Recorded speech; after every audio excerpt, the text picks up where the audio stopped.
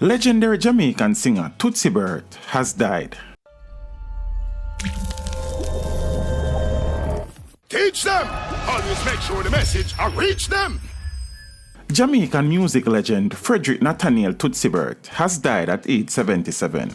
Hibbert passed away at approximately 10:35 p.m. on Friday, September 11th, at the University Hospital of the West Indies, having been in a medically induced coma at the Tony Twaits wing for over a week. Toots fronted the reggae and ska band Toots and the Maytals from the early 1960s. In a statement on Twitter, the group said the singer passed away peacefully, surrounded by his family. On Tuesday, the 8th of September, Olivia Grange appealed for blood for the music icon. Toots, a three-time winner of the Jamaica Festival Song Competition, was one of the 10 finalists for this year with his entry Rise Up Jamaicans. He is credited with popularizing reggae music and even naming the genre, with his 1968 single Do the Reggae being the first song to use the term.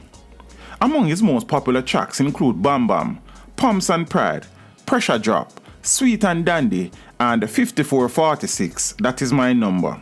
Toots Hibbert is survived by his wife of 39 years, Miss D, and 7 of 8 children. Toots and the Maytals won the Reggae Grammy Award in 2005 for the album True Love. He was conferred with the Order of Jamaica in 2012 for his contribution to Jamaican music. A few weeks ago, on the 28th of August, he released his latest album, Got to Be Tough, on the Trojan Jamaica label. Teach them! Hey, yo, hello! Send the message and make it reach them. It's teach them. Right here, Warlord representing.